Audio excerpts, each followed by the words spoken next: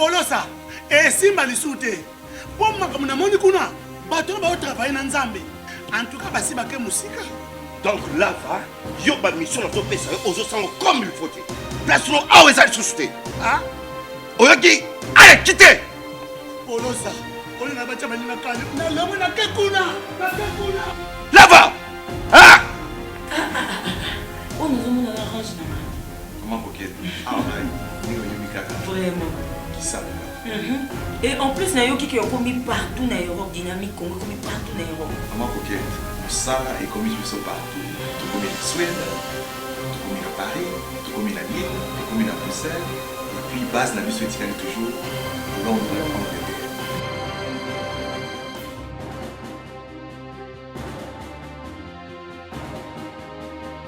Ils sont dans la dynamique Congo.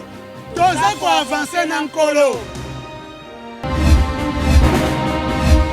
Mesdames et messieurs, bienvenue. Premier numéro, Critique Info. Le maximum parle de cette sorte de colère. Oui, la colère autour de la question de la gratuité de l'enseignement de base.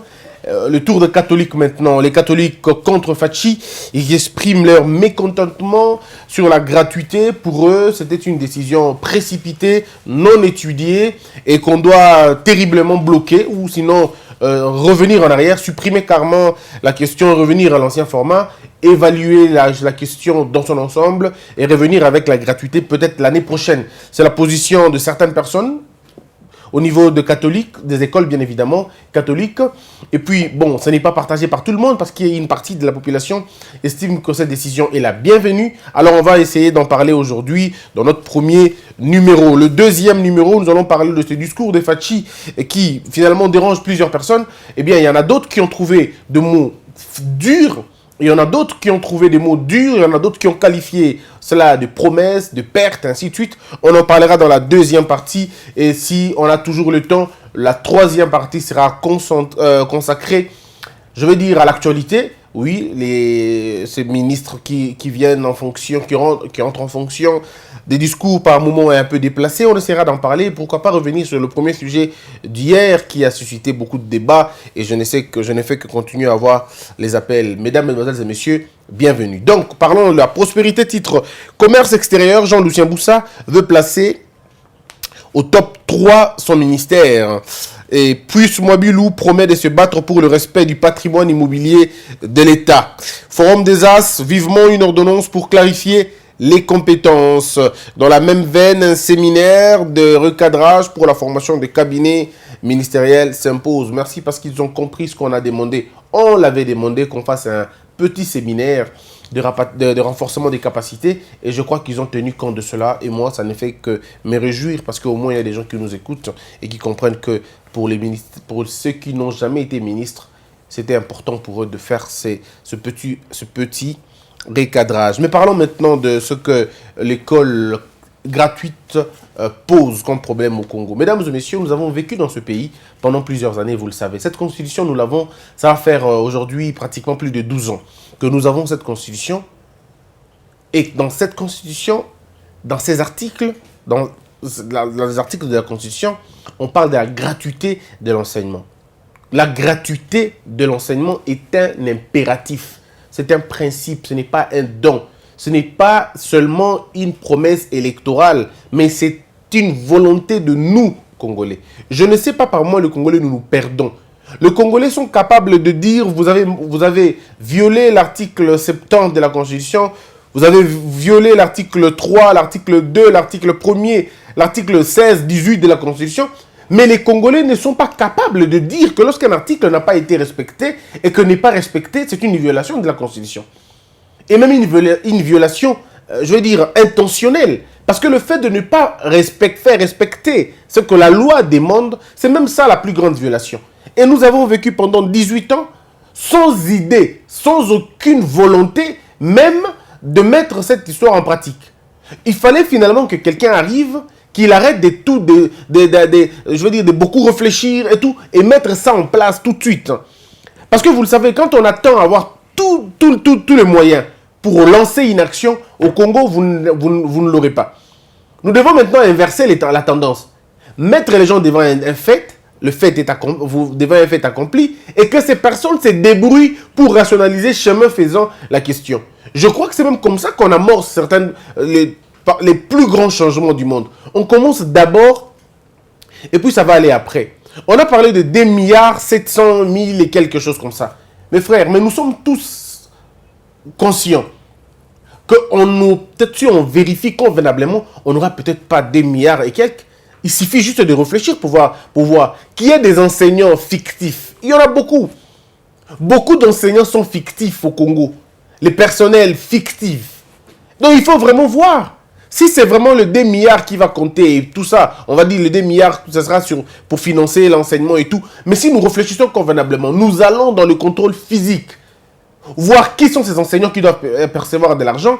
Voir quelles sont les écoles qui doivent avoir de la subvention, et ainsi de suite. Vous risquez de vous rendre compte qu'on aura peut-être plus le 2 milliards, mais on sera peut-être dans le... Peut-être si pas 1,5 milliard, mais en tout cas, on ne sera pas dans le 2 milliards. Parce que nous avons un problème de notre administration sur l'identification des agents et des fonctionnaires de l'État. Mais quoi qu'il arrive, nous devons être convaincus d'une seule chose, c'est une belle décision. C'est ce que les gens attendaient. Maintenant, c'est à nous. C'est à nous maintenant, peuple congolais, chacun dans son coin, de travailler pour rendre effectif cette question. Il faut commencer quelque part. Vous n'allez pas tout commencer maintenant. Même en France, aux États-Unis ou partout à travers le monde, l'enseignement gratuit n'a pas été pris directement. Et vous entendez le Congolais qui, il y a même qui disent non, tcheka école privée, tcheka école publique, bon, école privée.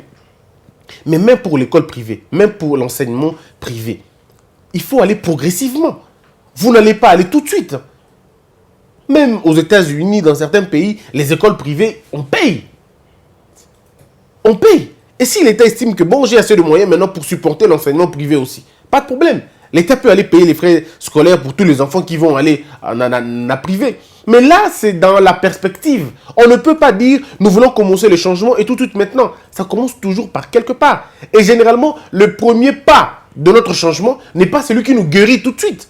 Mais c'est un pas significatif qui nous permet d'entrer en contact. Vous êtes diabétique, vous avez des problèmes de santé, vous avez des problèmes de tension. Ce n'est pas le jour où vous rencontrez le médecin tout de suite que vous êtes guéri. Il y a d'abord la première étape, c'est l'étape du diagnostic. On vous écoute d'abord. Est-ce que vous pensez que quand on vous écoute, vous êtes tout de suite guéri? Non, mais c'est un processus.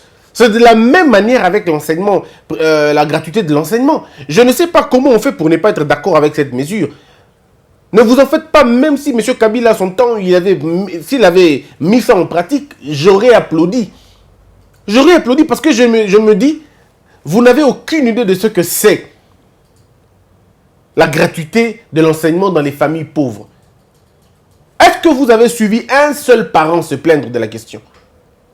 Aucun parent ne se plaît de la question.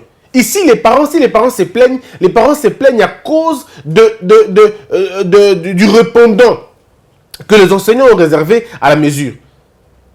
Les parents se plaignent de cette sorte d'anarchie qui veut s'installer dans les écoles.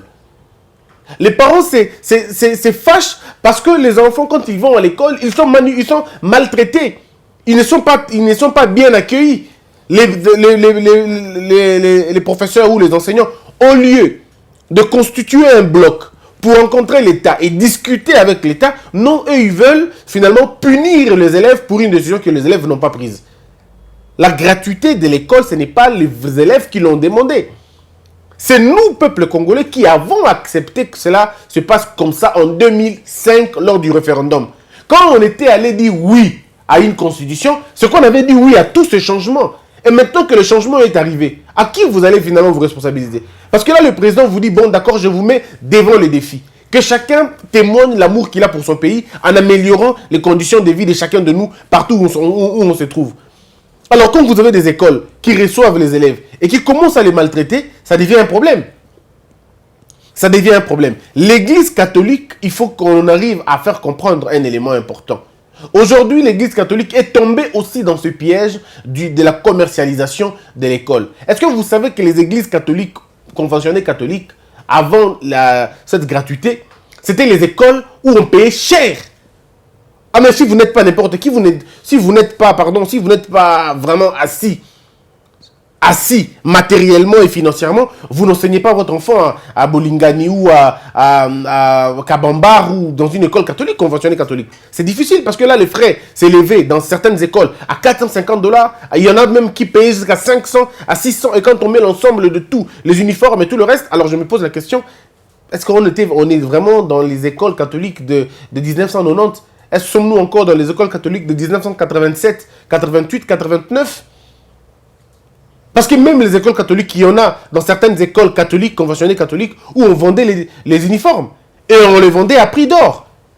On les vendait à prix de l'or. Il faut dire la vérité aux gens parce que c'est très important. Les écoles catholiques, je ne m'attaque pas à elles, mais il faut dire la vérité. Même les écoles catholiques ont baissé dans leur formation. Nous, on grandissait. Moi, j'ai étudié au collège Songali Yanja. C'était une école catholique.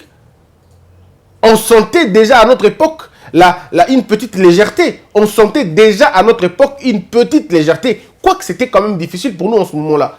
Et on entendait dans la bouche de nos aînés qui disaient, mais école le bébé, école les assounés, il faut sauter. École le comibou, école le comibou. Ça veut dire, la déchéance générale, ou si vous voulez, collective, n'a pas épargné les écoles catholiques. Non, pas du tout. La même formation, prenez aujourd'hui les enfants de l'école catholique, la formation qu'ils ont aujourd'hui, avec la formation de nos aînés de 82, 83, ou même si vous voulez 86, vous allez voir, vraiment, il y a une différence. Hein. Il y a une différence sur le poids de la culture, sur le poids de mathématiques, français, anglais, la langue, l'orthographe et tout. Vous vous rendez compte qu'ici, il y a un problème. Donc même les écoles catholiques sont tombées dans le même piège. Tout ce qu'on reproche aux écoles privées, nous le reprochons aussi aux écoles catholiques. La même chose. En termes de sécurité, on ne pourra pas parler. Combien de filles ont été dévergondées dans les écoles catholiques? Combien d'enfants ont été violés dans les écoles catholiques? Moi, j'ai beaucoup d'éléments, beaucoup de preuves. Bref, ici, la question, ce n'est pas d'attaquer les écoles catholiques, pas du tout. Parce qu'on ne peut pas méconnaître ou oublier ce que l'école catholique a finalement réalisé dans ce pays. L'église catholique a réalisé des choses qu'aucune autre église n'a eu à faire dans ce pays. On est bien d'accord. Cet accompagnement en termes d'école, accompagnement en termes de système médical, accompagnement en termes de messagerie même monétaire, on est d'accord que ça fait beaucoup de choses. Mais la question est simple. Pourquoi les écoles catholiques protestent aujourd'hui? Pourquoi sont-ils fâchés contre la décision du président de la République? Mesdames et messieurs, je veux lire maintenant avec vous, nous allons analyser point par point le propos de l'église catholique, des écoles catholiques, les propos des écoles catholiques. Mais en rappelant aussi que les catholiques ont maintenant des écoles privées catholiques. Ah oui, l'école Maloula par exemple, l'école Mosengo par exemple, c'est des écoles privées maintenant. Et certains abbés, certains frères ont eu à créer leurs propres écoles privées. Je ne sais pas. Mais je crains que ça soit une sorte de discrimination. Je crains que ça soit une sorte de beaucoup d'autres choses aussi. Mais parlons-en quand même. Lisons, c'est à la page 5 du journal Maximum. Voilà. Gratuité de l'enseignement de base des catholiques contre Fachi. C'est même le titre que j'ai repris pour l'émission. Donc c'est un peu ça si vous voulez voir. Pour que vous puissiez être sûr. Voilà, c'est ça le thème. Le thème est là. Et donc... nous sommes à la page 5. Voilà aussi la page. Voilà. Voici le confrère, comment il comprend la question. Coup de froid dans l'enthousiasme entourant la décision présidentielle relative à la mise en œuvre sans délai de la gratuité de l'enseignement de base sur toute l'étendue de la RDC à partir de l'année scolaire 2019-2020. En cours depuis le 2 septembre courant. Un groupe d'organisations et établissements d'enseignement relevant de l'Église catholique romaine RDC est à l'origine des mouvements de contestation dont les effets se font sentir en province particulièrement, mais à Kinshasa, particulièrement dans quelques écoles publiques du réseau conventionné catholique que le mouvement s'est enclenché depuis le week-end dernier. Même s'il semble d'envergure minime jusque-là, contrairement à toutes les institutions d'enseignement conventionné catholique, le collège Saint-Joseph de la paroisse Sainte-Anne dans la commune de la Gombe s'est opposé à la restitution de frais payés par les parents au titre de l'année scolaire 2019-2020. Samedi 2 septembre, 7 septembre, dans cette paroisse contiguë à la place de la gare centrale Kinshasa, une réunion des parents convoquée par l'abbé recteur Saint-Joseph s'est terminée en queue de poisson. Le débat autour de la restitution des 499 $ payés par les familles ont duré près de 3 heures, pourtant sans qu'une solution ne soit trouvée. Est-ce que vous imaginez, mes frères? Donc quand je parlais ici des 400 $, vous avez vu 400 $. Et c'était la compte. 400 $. Alors, imaginons un peu maintenant. Je voudrais qu'on réfléchisse. Il y a M. Mamboueni. M. Mamboueni qui n'a pas de boulot. M. Mamboueni est un cantonnier. Mais M. Mamboueni a 3 enfants. Ou même 4 enfants. Eux, ils disent ça seulement. Ils disent, quand ils ont 4 enfants, ici au Congo, on dit il a seulement 4 enfants. Alors lui, il a 4 enfants. Est-ce que vous imaginez que tous ces enfants étudient? La toute dernière est en première année et l'aîné est en 5e année. Alors, vous demandez à M. Mamboueni, qui est un cantonnier, dont le revenu mensuel n'atteigne même pas 200 $. Alors, vous n'allez pas lui reprocher d'avoir fait beaucoup d'enfants parce que Robert Malthus le disait si bien, les lits du pauvre est très fécond. Et lorsque le pauvre n'a pas du boulot, c'est le corps de sa femme qui devient un jeu pour lui. Et la sexualité devient une distraction très productive. Donc, vous ne pouvez pas reprocher à ces gens-là ces choses-là. Sinon, en tout cas, ça va être compliqué. Mais revenons maintenant sur la question. Vous vous imaginez que ce monsieur Mamboueni, sa femme vend la braise, ou sa femme vend le pain, je sais pas moi, ou le foufou, un peu, au marché, ainsi de suite. Les 2 personnes, quand ils se mettent ensemble, ils n'ont que 200 $ ou à peine 250 $.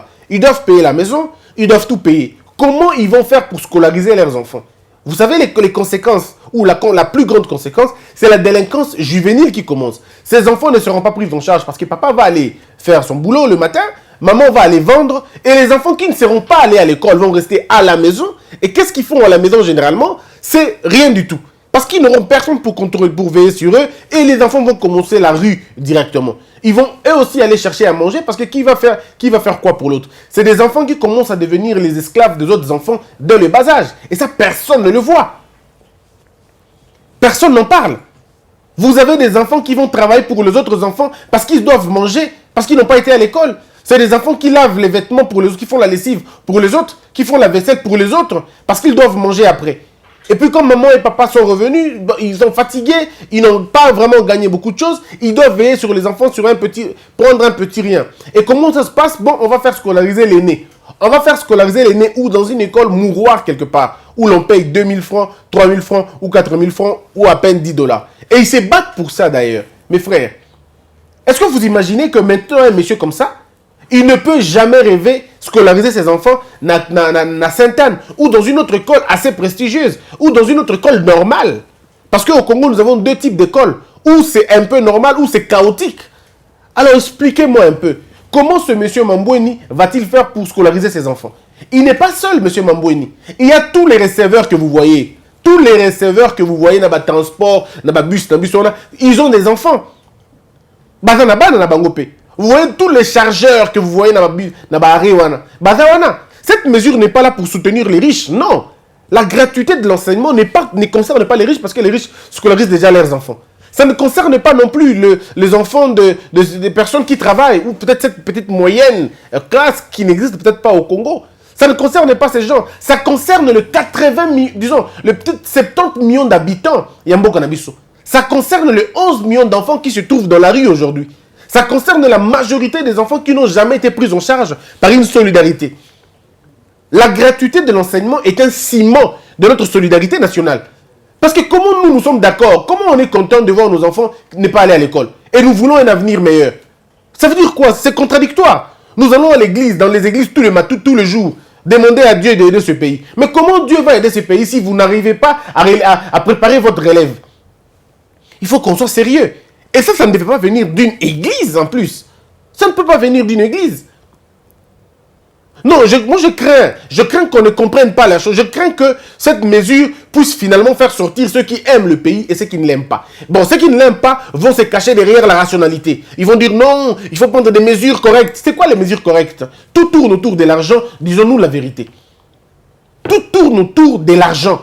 C'est ce que les écoles sont fâchées parce que quand les parents payaient les frais, ils se trouvaient un moyen de vivre. Et maintenant qu'on dit que c'est l'État qui va devoir le faire et l'État va imposer un contrôle biométrique, comme le chef de l'État l'a dit, les écoles ont peur maintenant. Parce qu'on va vérifier, parce que la deuxième mesure ne va plus être celle de la gratuité. La deuxième mesure va être maintenant celle de la qualité. Et c'est quand on va parler de la qualité que certaines écoles vont fermer. C'est en ces moments-là que certaines écoles vont fermer, ou certaines écoles seront obligées d'être fusionnées, ou nous allons fusionner certaines écoles. 3 écoles, on les met ensemble, on leur donne un terrain, organisez-vous. Parce qu'il y a certaines écoles au Congo qui ne remplissent pas les critères d'être une école. C'est devenu aujourd'hui des commerces. Je vous ai l'autre fois dit ici, mes frères, où avez-vous vu dans un pays une école à Tchébandero, Libanda, à Epanabiso 100% Zomak? Entre nous soit dit. Les élèves n'ont pas encore étudié. Les élèves n'ont pas encore passé les examens. Comment vous savez que tous vos élèves vont réussir dans l'examen d'État? Et vous en faites une publicité maintenant. Ça veut dire que les élèves quittent toutes les écoles qui viennent chez vous parce que vous allez leur garantir le diplôme. Ça veut dire que l'école est devenue un truc, le distributeur à la diplôme. Ça distribue maintenant le diplôme et ça ne tient pas compte de l'intelligence de qui que ce soit. Et là, c'est très dangereux maintenant. Mais là, les écoles ne le voient pas. Les écoles parlent de l'argent et vous allez voir, tout tourne autour Yambongo, rien d'autre. Tourne autour Yambongo. Mes frères, tous ceux qui combattent la gratuité de l'enseignement, posez-leur une seule question, pas deux, une seule question. Qu'est-ce qui vous fait mal dans ça? En quoi est-ce que appliquer les prescrits d'une constitution peut énerver? En quoi? On dit qu'on va prendre soin de toutes ces personnes-là. Les écoles, on va prendre soin de toutes les écoles. L'État va prendre en charge les frais. L'État n'a pas dit que les élèves viennent à l'école, bon, peut avoir un uniforme au fêlé. Non, l'État n'a pas dit ça. L'État n'a pas dit que vous allez donner aux élèves les objets classiques gratuitement, ou les habits, ou les ketchs. Non, on a dit seulement que tous les frais que les parents supportaient, c'est l'État maintenant qui les supporte. Maintenant, en quoi est-ce que c'est difficile? Oh non, l'État est insolvable. Mais on vous dit que cette administration ne le sera pas. Vous devez travailler pour que cette insolvabilité soit réglée. Je crois que sinon, ça va être compliqué. École, la Sainte-Anne et Boï, les ministres sortants, ou l'ancien ministre, pardon, de l'enseignement, l'avait si bien dit. Rembourser les frais. Mais malheureusement. Et puis, les parents payent l'école. Moi, je ne comprends pas les parents. Ceux qui devraient, en principe, défendre cette loi convenablement, c'était les parents. C'était les parents. Parce que, regardez, c'est vous qu'on allège la tâche. Et vous allez dans les écoles, un préfet vous oblige. C'est parce que, dans le Bango, toujours, Congo, Oyo, on a un problème sérieux. Les Congolais ont tellement peur, on a évité comment ça se passe. Même quand on vous donne la loi, même quand on vous donne raison, au lieu de vous approprier cette décision, non, vous voulez aller coopérer. On ne négocie pas quand on a un droit. Et le droit ne se négocie pas, le droit s'applique, tout simplement. Vous êtes parent, vous allez dans une école, mais trouvez les moyens nécessaires pour vous faire rembourser. N'allez pas vous plaindre. Je ne sais pas, on vit dans un pays où tout le monde se plaint. Même celui qui a le droit d'agir, il se plaint. Alors je ne comprends pas. Vous allez à l'école. Comment est-ce qu'une école ne peut pas vous rembourser l'argent? Comment elle ne peut pas vous rembourser l'argent? C'est parce qu'il n'y a jamais eu une réaction proportionnelle à l'arrogance des gens. Le jour où il y aura une action proportionnelle à l'arrogance de certaines personnes, il n'y aura plus de bêtises parce que ce qui se passe là-bas, ce sont des bêtises, tout simplement. Vraiment des bêtises. S'ils attendent mon enfant pour qu'attendre un coup, il faut attendre encore peut-être 4 ans. Donc, ça en a déjà. Mais pour l'instant, parlons-en. C'est une bêtise. Et une vraie bêtise. Et à la bêtise, il faut une réaction proportionnelle à la bêtise. Vous vous constituez en comité des parents. Ce qui m'étonne, moi. Vous avez un comité des parents. Mais comment se fait-il que le comité des parents, papa, maman, parents, responsable, président du comité des parents, un avantage dans l'école? Est-ce que vous ne comprenez pas que c'est une corruption passive? Oh, moi je ne comprends rien. On s'explique. Nous sommes un comité des parents. Comité des parents. Mais pourquoi les présidents du comité des parents, ces enfants doivent qu'on ta classe gratuitement ou à faible pourcentage? Pourquoi? Pourquoi il faut une réduction? Il y a des frais pour le comité des parents. Mais est-ce que vous ne savez pas que le président du comité est pris au piège? Il ne peut plus aller à l'encontre de l'école. Il ne peut plus parce que ses enfants bénéficient de ces mouvements, de ces avantages-là. Ça devient un monsieur à syndicat, mais qui est corrompu passivement. Les parents devaient d'abord commencer par refuser ça. Vous êtes parent, président d'un comité de parents, ok. Ceux qui postent électif, ça veut dire ok, il y en a qui ont postulé. En postulant, tu savais que c'est pour travailler bénévolement. Il ne faut pas qu'on puisse faire tout pouvoir, un bongo, tout ça, c'est compliqué. Parce qu'il y a un moment où il y a un comité des parents. Pourquoi le président du comité de parents sera toujours d'un côté école? Pourquoi ils sont toujours côté école? Peut-être pas tous, mais la majorité sera toujours côté école. Parce qu'ils ont des avantages là-bas, vous devez d'abord commencer par briser ça. Si vous brisez ça, les choses vont changer. Tant que vous n'allez pas briser le rassurez-vous d'une seule chose et continuez toujours causal. Alors, obstruction au collège Saint-Joseph. Pardon, c'était la Saint-Joseph. Pour l'abbé recteur du collège Saint-Joseph, l'année budgétaire de son institution d'enseignement secondaire court du mois de mai 2019 au mois de mai suivant en 2020. Les frais versés par les parents ne seraient donc pas restituables tant que le trésor public n'aura pas versé le frais de fonctionnement promis en fin octobre. Ce qu'on appelle ici, ça c'est la barbarie, tout simplement. C'est de l'arrogance, c'est la barbarie, c'est une rébellion administrative. Et à des personnes qui se rebellent administrativement, il faut que la loi ait donc sa bango, que Nabanzela na bango. C'est tout à fait normal. C'est parce qu'au Congo, on blague. Imaginez-vous quelqu'un qui dit « Je n'obéis pas à la loi parce qu'il faut que l'État me donne ». Donc c'est quelqu'un qui entraîne un bras de fer avec l'État. Il dit « Je n'obéis pas à la loi, à la décision de l'État, je vais faire ce que je pense. » Ce que l'État pessinga, non apprécié. Donc master à l'État, camarade à l'État. Bon, ça bras de fer à l'État. C'est des gens comme ça qu'il faut finalement arrêter l'arrogance. Je suis désolé que ce soit un abbé, je suis désolé que ce soit un prêtre, mais je pense que des personnes comme ça, il faut qu'on rappelle à Kabango que vous n'êtes qu'un prêtre. Vous n'êtes qu'un recteur. Il ne faut pas prendre beaucoup plus de l'épaisseur. Vous n'êtes qu'un prêtre, vous n'êtes qu'un recteur. Et surtout, quand on est recteur, on doit obéir à la loi. Et l'État, dans ma condition en solo, devait demander la démission de ce monsieur recteur. On doit demander la démission. Aussi longtemps qu'on sera dans l'impunité, où tout le monde peut se réveiller un matin, s'opposer à une loi, alors ça sera dangereux. Dans un pays sérieux, ce sont les instances qui s'opposent aux lois. Ou les regroupements qui s'opposent aux lois. Mais pas des individus à la mouki à s'opposer à la loi, aux lois régulières. Parce qu'il y a des problèmes de faisabilité, ils se posent. C'est très dangereux. C'est très dangereux en tout cas. Et donc, et même alors, tout ce qui a été payé, selon lui, dans la ventilation de l'affectation des $490 versés par les parents de Saint-Joseph, $280 représentent la prise en charge des enseignants qui se refusent de restituer tant que le Trésor n'aura pas honoré ses engagements en octobre prochain.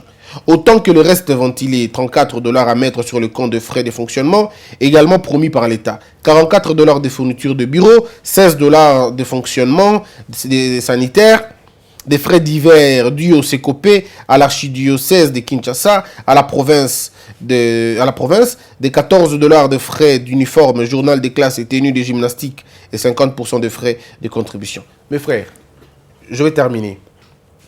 Mais je me pose une question. Depuis quand tenue à gymnastique est comment obligatoire dans l'école, il faut assumer en école? Depuis quand? Depuis quand tenue à gymnastique est comme obligatoire, il faut assumer en école? Donc, tout ce monde dans la boutique, dans le magasin, tout ce monde en école. Et si vous allez voir que tenue à gymnastique au côté que la bâtonne école est beaucoup plus cher que la même tenue libanda. Je comprends rien. Ça veut dire ici l'école, alors ça a un commerce naïe. Je peux encore accepter que Bana Basomba journal de classe. Je peux encore comprendre. Ça peut encore s'expliquer. Je peux encore comprendre que Bana Basomba qu'on appelle journal des classes. Mais je ne peux pas concevoir que Bana Basomba uniforme en école. Cette pratique, elle est totalement, je vais dire, elle est vraiment idiote, excusez-moi le terme. Cette pratique, elle est tout simplement liée à la cupidité. On a une cupidité à bateau. Et là, on ne peut pas comprendre que dans une école, boteka uniforme, école, boteki journal de classe, école, boteki tenue à gymnastique, boteki catch, boteki stylo, boteki mais finalement, vous vendez même les objets classiques dans l'école. On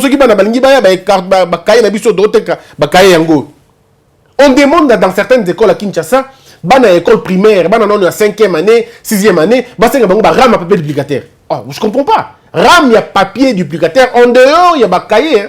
En dehors, bakaye, basengi ram, il y a papier duplicataire. 2 boîtes mathématicales. Mais pourquoi 2 boîtes? Pourquoi?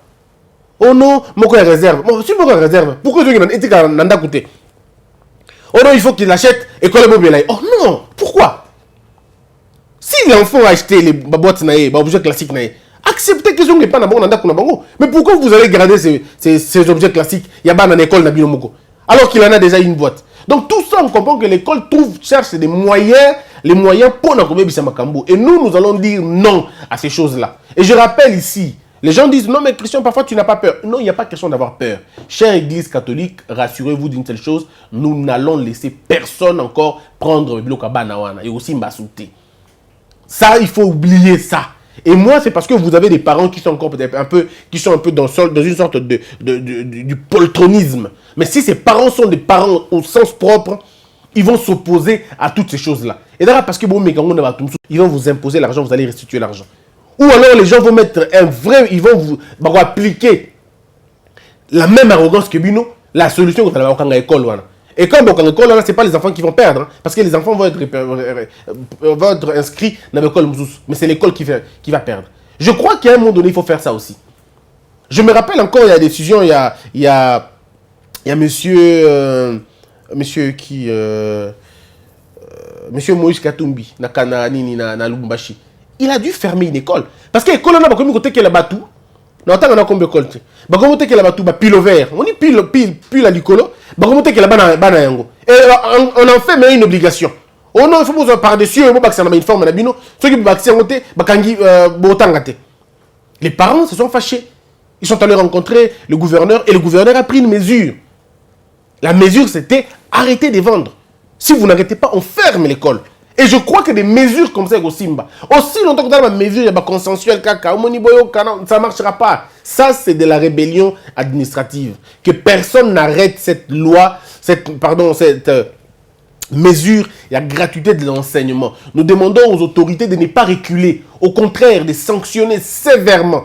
Et moi, je vous le dis, si vous fermez une école, il y a Mounene na Kinshasa, pour refus à obéir à l'ordre. Vous allez voir, les autres écoles vont revenir dans l'ordre. Mobutu avait fermé les universités. Il avait fermé. À Koufate, fermé. Des écoles, même une fois. Et va médiatiser une seule fois seulement. Ça ne prendra pas 2 semaines. Les écoles, cette école-là va revenir demander pardon. Elle va revenir dans Nzela, Nango et Bourdon Sanzela. Mais quand elle pense qu'elle vous menace et vous avez peur, c'est compliqué. Il faut opposer à ces écoles-là la taille de leur arrogance. Les réponses, eux, arrogance, Nabango. La décision, elle est bonne, elle concerne les pauvres, d'abord pour la plupart des cas. Ce sont les pauvres qui sont concernés dans la décision. Et nous ne pouvons pas accepter que le droit, il y a des pauvres, et là. Bafoué parce qu'un monsieur estime que Rose à la bongote. Non. En quoi est-ce que l'école Saint-Joseph Sainte-Anne est plus importante que l'école catholique Moussous Ouendimi? Parce qu'il y a certaines écoles, parce qu'il faut dire, c'est pas toutes les écoles catholiques. Non. Non. Il y a des écoles catholiques Moussous Ouendimi qui calmement mesure on a ekende. Il y a des écoles Moussous catholiques Ouendimi mesure on a. Mais il y a des écoles Moussous qui sont tête. Catholiques Moussous qui sont tête. Alors si vous amenez la politisation dans Makambouana, c'est comme compliqué quoi. Voilà un peu, mesdames et messieurs, moi, quand ça touche aux démunis, quand ça touche aux pauvres, quand ça touche à ceux qui ne sont pas en mesure de se payer les frais, ça me met mal à l'aise, moi également. Donc, il faudrait respecter la loi, c'est ce qui est important. On se retrouve dans la deuxième partie pour parler de ce discours qui dérange, et ce discours qui dérange entre colère et innovation. Portez-vous bien, abonnez-vous très massivement. Il ne nous reste que peu de personnes, hein, pas trop que ça, 50 000. Abonnés. Merci beaucoup de nous faire confiance. Que la peur quitte nos esprits et que Dieu bénisse les RDC.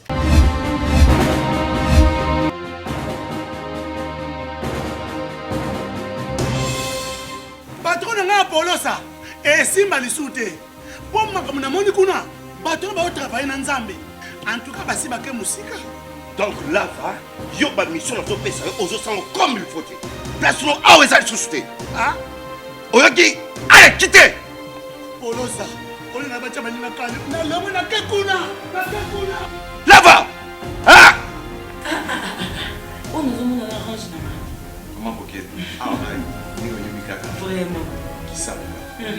Et en plus, na yoki qui est commis partout dans Europe, dynamique Congo, commis partout dans Europe. Comment coquette?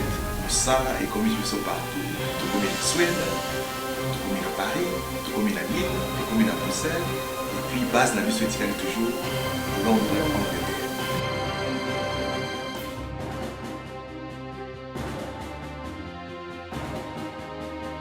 Biso na dynamique Congo. Toza ko avancer na nkolo.